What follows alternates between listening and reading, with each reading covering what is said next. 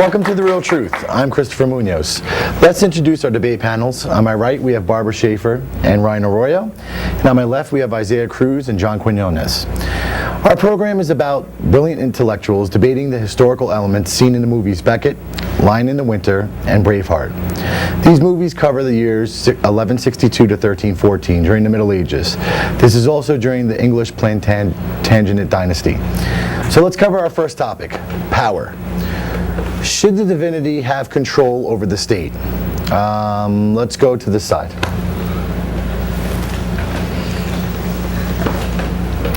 No, I feel that the divinity should not have control over the state, because if you think about it, church and state, they really never really go together because they both have different ideologies. If you take it from the first movie we watched, Becket ended up choosing the church over the state when he was both the Chancellor of England and the Bishop of, I think, Normandy. Mm-hmm. Okay.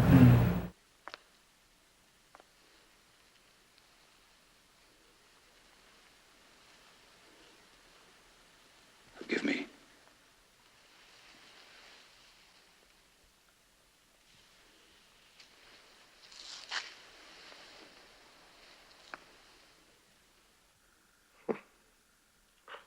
You give the lions of England back to me. Like a little boy who doesn't want to play anymore. I would have gone to war with all England's might behind me, and even against England's interests, to defend you, Thomas. I would have given away my life laughingly for you. All right, excellent. Let's move over to this side. You go. You good? Okay. I don't think divinity should have control over the states. People come from pre-existing people, and all those people aren't divine from anything. So yeah. Okay, moving right along. Why does power exist? Let's go to this side. Okay. Power exists because in nature there's always supposed to be one ruler over everybody else. There's supposed to be one leader in the group. Like, say there's a dog pack, there has to be one alpha male. And in the movie, like... I mean wolf pack.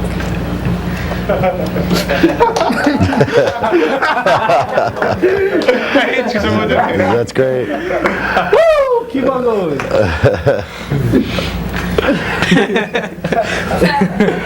Just bring up a movie. I can't talk now. Go ahead, talk. Okay. In the movie Lions of Winter, King Henry's three sons, Geoffrey, John, and Richard, would do anything, even if that meant killing their father, to take the throne.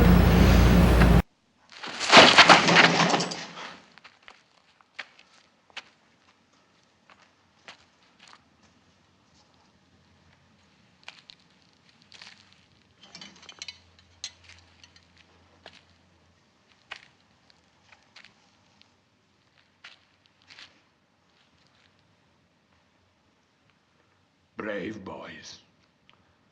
That's what I have.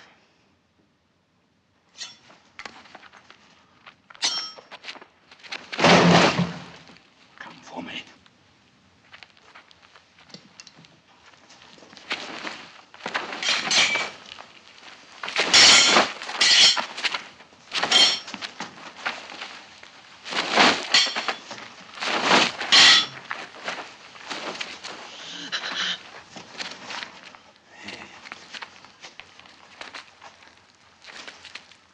What's wrong? You're Richard, aren't you? But you're Henry. Please, take me back. Can we try again? Again?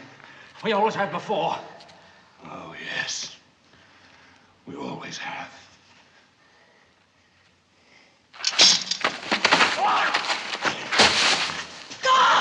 Okay, excellent. Let's I go just this want side. to say that I agree with you. I do think power comes from nature. I believe that we're all organic beings, and anything a part of nature wants to naturally be better than anything else. in the film Becket, King Henry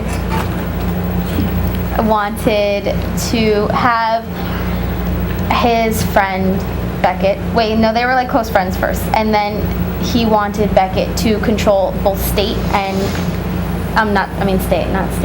church, and be his, what was he again? He was the bishop. Okay, so he wanted him to be the bishop, and he wanted him to be his chancellor, and he wanted him to be his chancellor. That would mean that King Henry would control both church and state, meaning he would be able to link the bonds between the disagreements that they had. An extraordinary idea is creeping into my mind. A masterstroke. I'm suddenly very intelligent. Probably comes from making love to that French girl last night. I'm subtle. I'm even profound. Oh, I'm so profound, it's making my head spin. Are you listening to me, Thomas? I'm listening, my prince. We need a new Archbishop of Canterbury. I think there is a man we can rely on. No matter who it is, once the Archbishop's mitre is on his head, he will no longer be on your side. But if the Archbishop is my man, if Canterbury is for the king, how could his power possibly get in my way? But, my lord, we know your bishops. Once enthroned at Canterbury, every one of them will grow dizzy with power. Not this man. This is someone who doesn't know what dizziness means. Someone who isn't afraid of God. I'm sorry to deprive you of the French girls and the other spoils of victory. But are you listening to me, Thomas? Hmm? You're leaving for England tonight. On what mission, my prince? You are going to deliver a letter to all the bishops of England. Mm-hmm.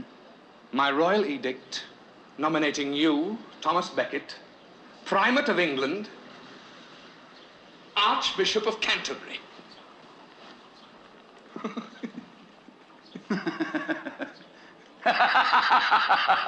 Shut up. Thomas, I'm in deadly earnest. My lord, don't do this. You've an odd way of taking good news. I should think you'd be triumphant. But I'm not even a priest. You're a deacon. You can be ordained priest and consecrated archbishop the next day. Have you considered what the Pope would say? I'll pay his price. My lord, this frightens me. I thought you had God in the palm of your hand, Thomas. I beg of you, do not do this. You've never disappointed me, Thomas. And you're the only man I can trust. You leave for England tonight. And I think that that's just a really good example of how kings and queens want to do as much as they can to rule as much as they can. Wow. All right, talk about multitasking. Okay, the next question. Does power start segregation, or does it benefit humanity? This side, that side? Let's go to this side first. Okay. Power does start segregation. In order to control a large group of people, you have to be able to split them up into categories. Because if you keep them together as one people, you have a possibility of being overthrown. And I think, okay, I think that this is a good idea because it keeps you in control. And yeah. Okay. Yeah, I would agree with you, because when you try to control a bunch of people, obviously the people will overthrow you, because it's one of you against the whole population. And yeah, power does create segregation. For example, races, sex, religion, or any physical attributes to distinguish one another. I'd like to agree with my two friends over here, Barbara and Isaiah, because in the movie Braveheart, the king, he separated the Scottish and the English. He tried to, take out the Scotch first, but I understand him because he wants to separate the classes because he thinks that the Scotch will, sooner or later be stronger by themselves. So he wants to take away the Scots. I don't know. I'm just gonna say. The trouble with Scotland is that it's full of Scots. And same thing with Becket with Normans and Saxons, church and state, and with Lion and Winter, father and son. All right, so just to make it clear, everyone agrees that you have to segregate to remain in power? Yes. Yeah. Okay, well, let's just remember in France they had 3 estates and the king and queen were still overthrown. Okay, so next question. When does war benefit the people? Let's start on this side. We started on that side last time. War only benefits people if it's for a good cause, but majority of the time it just creates more conflicts between one another. What's a good cause? I don't have an answer to that at the moment, but I'll be glad to address that later. I'd like to answer for him. A good cause would be more supplies for the land, more land to grow more stocks, and more people to help serve the country. And a better president. Alright, but what if war only benefits one person? Well, then we'll just have to blow that person up. And blow that person up. But then that would be starting war. Yeah. Starting war against your own country. Look at this. Time for the next question. Okay, well, I don't even have a response to that. Okay, moving on. Okay, next question. Okay, war. What is its cost, and can it be prevented? War's cost really is like the people, because they're going to lose their lives if it's just for one person trying to remain in power, or someone's just trying to get land. They're being greedy. They really don't deserve that because they're out there behind the desk just trying to make simple decisions when it tells other people to take them to fight. But can it be prevented? War should be prevented, but I really feel that it's not, because there's always one person in the group who's going to feel that he's better than everybody and he should have everything that he wants. Okay. Everything to go his way. Okay. All right. Barbara? War, I don't think it can be prevented. I'd have to agree. You have to naturally go through chaos in order to get order. So I think that's just a natural part of life, and it has to happen. I'd like to disagree with that because I think everything can be settled without war or fighting. Yes, I think we could just go through our differences and get everything done. Did Hitler talk about his differences with the Jews? No. He was a racist. Either way, he still killed. Well, he was a fascist. We will nuke that country. We didn't nuke that country. We didn't Japan. Well, we didn't, but I'm sure if given the opportunity, that probably would have happened too. Okay, next question. Can people come to power without democracy? Let's start on this side. No. People can't come to power. There's no way another person that leads like us, looks like us, acts like us will take over its own kind. Not possible. So how did King Henry become King Henry? Because his family and wherever they originated from. Okay, was there democracy in any of that? No. Well, she didn't give you a chance to answer. She just said no. Okay. Well, okay. So, Barbara, what was the point of that? He said that people cannot come to power without democracy. Okay. But so King Henry people was can't come to power. born into power. With or without democracy, people can't come into power. I think don't know what you people just with said. democracy. Well, I think Barbara's point is that there was no democratic process in that. That was just One rules all. divine right, and I think the point was he came to power without being voted in by the public. He just seized it because that was his birthright. It just popped out and there it was. Right. Okay. Okay, so why does blood influence choices in history? Rock, paper, scissors, you for it?